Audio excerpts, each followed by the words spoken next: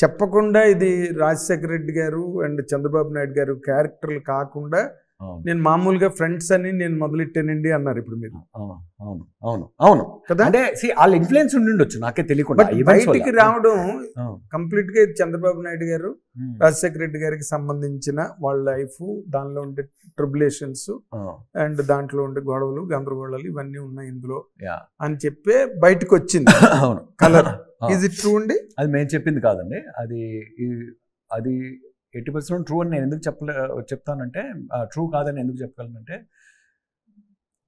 Again and again ఇదే examples చెప్తుంటాను.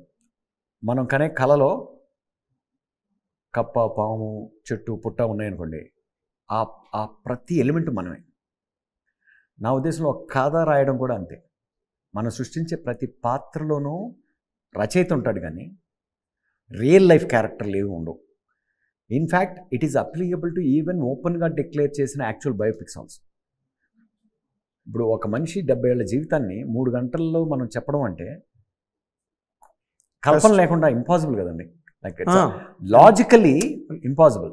So ఓపెన్గా డిక్లేర్ చేసిన బయోపిక్స్, రీసెర్చ్ చేసిన బయోపిక్స్ కూడా పూర్తిగా నిజాలు కాదు. అలాంటప్పుడు మనం ఆ క్యారెక్టర్ మీద ఉన్న అటాచ్మెంట్ మనం డిస్టర్బ్ చేయకూడదు అని కేర్ తీసుకుంటూ చేసిన కథలు ఇంకా కల్పితం. కానీ కొన్ని సిమిలారిటీసు, కొన్ని రిలవెన్సెస్ అండ్ ఆ బ్రాడర్ స్టేట్ ఈవెంచువాలిటీస్లో ఆ క్యారెక్టర్స్ ఇన్ఫ్లుయెన్సెస్ నా ఇమాజినేషన్ ప్రకారం రాసుకుంటూ వెళ్ళాను కాబట్టి ఒక ఎమోషనల్ ఇంపాక్ట్ క్రియేట్ చేయడం కోసం అందులో కొన్ని సిమిలారిటీస్, ఈవెంట్స్ని పట్టుకొని జనాలు ఆపాదించుకుంటారు వాళ్ళ హీరోస్కి, వాళ్ళ అభిమాన లీడర్స్కి. అది తప్పు కూడా కాదు, అదొక అందమైన జర్నీ కూడా కథని ఎక్స్పీరియన్స్ చేయడంలో, right? But at the same time మీరు నిజాలు మ్యాప్ చేసుకుంటూ వెళ్ళారనుకోండి, చాలా కల్పితాలే కనిపిస్తాయి మీకు. అంటే ఒక బయోపిక్లోనే మనం కల్పితం లేకుండా 3 గంటల సినిమా చెప్పలేనప్పుడు, నేను క్రియేటివ్ ఫ్రీడమ్ తీసుకొని ఒక ఎమోషనల్ జర్నీ కోసం, అంటే ఒక ప్రస్థానం అనే కథని నేను ఎప్పుడు ఒక రోడ్ టు పర్డిషన్ చూసిన సినిమాలో ట్రిగర్ అయిన ఎమోషన్తో, రోడ్ టు పర్డిషన్ ఆ ట్రిగర్ అయిన ఎమోషన్తో ఎంతమందికి తెలిసింది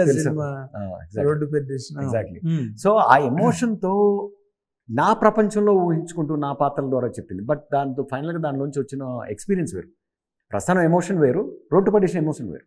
ద ఫైనల్ ఎమోషన్, అవును, ఎండ్ ఆఫ్ ద డే ప్రస్థానం బేసిక్గా అది అలా తీసుకెళ్ళింది నన్ను.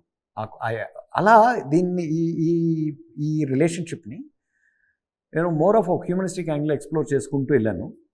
అది ఒక గ్యారంటీగా అంటే హ్యూమనిస్టిక్ యాంగిల్ అనే ఆస్పెక్ట్. ఇప్పుడు వాళ్ళిద్దరూ మనం లెటెస్ట్ టాక్ ప్రాక్టికల్ అండి. రాజశేఖర రెడ్డి గారు, చంద్రబాబు నాయుడు గారు ఇద్దరు ఒకేసారి ఒకే పార్టీలో young ministers, young people. Anjaiah గారి cabinet, jumbo cabinet first entry. వాళ్ళు జంబో క్యాబినెట్ అనేవాళ్ళ, ఏమనేవాళ్ళు, ఎయిర్ బస్ క్యాబినెట్ అనేవాళ్ళు. జంబో క్యాబినెట్ దాంట్లో వాళ్ళు ఎంట్రీ. తర్వాత ఈయన టీడీపీలోకి వచ్చేస్తున్నప్పుడు కూడా రాజశేఖర రెడ్డి గారిని వచ్చిమని అడిగారు. అవునా? వచ్చిమని అడిగారు. నాకు తెలియదు. ఆయన రాను, నేను కాంగ్రెస్ని వదిలిపెట్టి రాను, it is like my mother అని చెప్పి ఆయన రానని చెప్పారు. సో ఫస్ట్ కాన్ఫ్లిక్ట్ అక్కడ స్టార్ట్ అయింది. దీనికి ఏదైనా మీరు ఒక రీసెర్చ్ లాగా ఏమైనా చేశారా? మీ అంతా మీ ఇమాజినేషన్ మీద వెళ్ళిపోయారా? మీరు చెప్పినట్లు ఉండదు నా కథలో, నా ఇమాజినేషన్. అంటే ఫ్యాక్ట్స్ గట్టే ఉంటాయా అన్ని మీరు కల్పితంగా అంటే రాసుకున్నారా? కోయిన్సిడెంటల్ గా, యాదృచ్ఛికంగా కొన్ని ఫ్యాక్ట్స్ కనిపిస్తాయి. ఆ కనిపించినవి మీరు పోల్చుకొని ఫ్యాక్ట్స్ అనుకుంటారు. మీకు తెలిసిన, అంటే అగైన్ ఫ్యాక్ట్స్ కూడా ఎవరెవరికి ఏం తెలుసు అనేది వేరే మనకు తెలియదు కదా.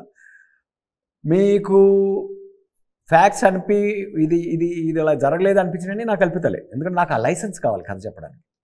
సో అందుకని నేను వాళ్ళ కథని చెప్పలేను. కాదు సార్, మీరు సెల్ఫ్ కాంట్రడిక్టరీగా, పరస్పర వైరుధ్యంగా ఉన్నది మీరు చెప్పింది. మీరు ఇందాక ఏం చెప్పారు, ఒక టాప్ యాంగిల్లో మన స్టేట్లో జరిగిన పొలిటికల్ ఎవల్యూషన్ అంతవరకు అసలు all sealed cover CMs NT Rama Rao వచ్చే వరకు అదే కదా, అది దాని మీద నేను చేస్తున్నానని చెప్పారు. చెప్పినప్పుడు ట్రూ ఈవెంట్స్, వాస్తవికమైన మలుపులు అవి లేకుండా మీరు దేన్ని కన్విన్స్ చేసి చెప్తున్నారు? అదే ఇప్పుడు ఈవెంట్ అనేది టాప్ వ్యూలో ఈవెంట్ బేసిక్గా turning point state. Like for example ఒక ప్రాంతీయ పార్టీ పుట్టడం అనేది ఒక టర్నింగ్ పాయింట్. అందులో ఉన్న డీటెయిల్స్ అనేవి I don't know them ditto, I don't know them exactly. ఆ పరిణామాలు ఎగ్జాక్ట్గా ఎలా జరిగినాయో తెలియదు. బట్ నా ఇమాజినేషన్లో, నా ఊహలో దానిలో ఒక డ్రామాటిక్గా మనం ఒక డ్రామాటిక్ ఇంపాక్ట్ కోసం రాసే డిజైన్లో ఆ డీటెయిల్స్ అన్నీ కంప్లీట్గా కల్పితమే అవుతాయి. ఎందుకంటే బయోపిక్లో కూడా అదే చేయగలం.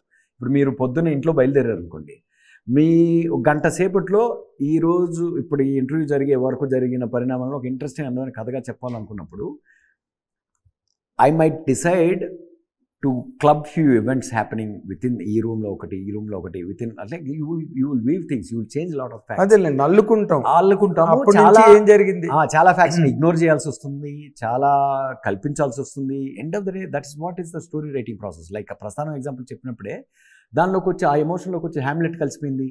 దానిలో నుంచి మళ్ళీ ఇంకొక అవసరాలు, అదే there are people live for their desires అనే ఒక థీమ్ ఒకటి బయటకు వచ్చింది. అదే ఆ సినిమా ట్యాగ్ అయింది.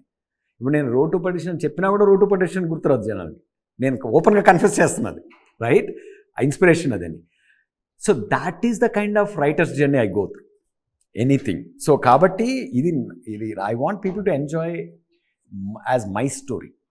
అవును, మీ స్టోరీలోనైనా మీరు ఎటో ఒక వైపు లీనియన్స్ తీసుకోకుండా ఎంతకన్నీ మీరు దాన్ని అట్లాగా డ్రైవ్ చేయగలుగుతారు? అది లేదు. నేను మామూలుగా చేసి రిపబ్లిక్ లాంటి కథలో కూడా, ఈవెన్ హీరో విలన్లో ఉన్న కథలో కూడా నేను చాలా గ్రౌండెడ్ బేసిస్ ఇస్తూ ఉంటాను. కాబట్టి when I'm dealing with like few heroes, like 2 heroes or ఒక 2 heroes, నా ట్రిపుల్ ఆర్ అనుకోండి, రైట్, మీ ట్రిపుల్ ఆర్, నా పూర్ మ్యాన్స్ ట్రిపుల్ ఆర్ అనుకోండి, ఒక లో బడ్జెట్ ట్రిపుల్ ఆర్ అనుకోండి, ఒక ఫ్యాంటసీ స్పేస్లో కాకుండా ఒక రియలిస్టిక్ స్పేస్లో ట్రిపుల్ ఆర్ అనుకోండి. మోటార్ సైకిల్ డైరీస్ అనుకోండి. Motor cycle diaries is realistic film కదా. అవును. So there was an imagination of Che Guevara's life at certain segments wise. Like somebody recently, we know మహాభారతంలో, రామాయణంలో సీత లైఫ్ గురించి, సీత పుట్టింది, తర్వాత సమ్వేర్ ఇన్ బిట్వీన్ ఇంత age, ఈ ఏజ్ వచ్చే వరకు కథ లేదు అని ఎవరో ఇమాజిన్ చేసుకుని దాని మీద కథ ఒకటి ఏదో రాస్తున్నారు. అలా నేనేమంటానంటే, మనకు రియల్ లైఫ్లో ఓన్లీ ఏవో గ్రాండ్ ఈవెంట్స్ తెలుస్తాయి, బట్ వాటి వెనకాల జరిగిన బ్యాక్గ్రౌండ్ డ్రామా ఇవన్నీ కూడా మనం ఊహాజనించాలి. Of course. Hit TV app, ఇందులో short news, live news, entertainment shows, movies, digital magazines తో పాటు మీ జిల్లా వార్తలను కూడా ఫ్రీగా చూడొచ్చు. ఇంకెందుకు ఆలస్యం, వెంటనే హిట్ టీవీ యాప్ ని డౌన్లోడ్ చేసుకుని ఫ్రీగా ఎంటర్టైన్మెంట్ పొందండి. Hit TV app. Hit TV app. Please download hit TV app. Hit TV app ని ఫ్రీగా డౌన్లోడ్ చేసుకుని ఎంజాయ్ చేయండి. మీకు నచ్చిన ఎంటర్టైన్మెంట్ కోసం హిట్ టీవీ యాప్ ని ఫ్రీగా డౌన్లోడ్ చేసుకుని ఎంజాయ్ చేయండి. హిట్ టీవీ యాప్ ని డౌన్లోడ్ చేసుకుని ఆస్వాదించండి, ఆశీర్వదించండి. ఇంతమంది సెలబ్రిటీలు హిట్ టీవీ యాప్ ని డౌన్లోడ్ చేసుకోండి అని చెప్తున్నారంటే ఎంత మంచి యాప్ ఆలోచించండి. అమెరికా అమెరికా అమెరికా అమెరికాలో చదవాలనుకునే వాళ్ళకి విశ్వసనీయమైన పేరు మన శౌర్య కన్సల్టెన్సీ. UK లో 1 year masters, UK లో 1 year masters, 2 years work permit up to 5 years visa. Contact Saurya Consultancy. Contact 89851 89851.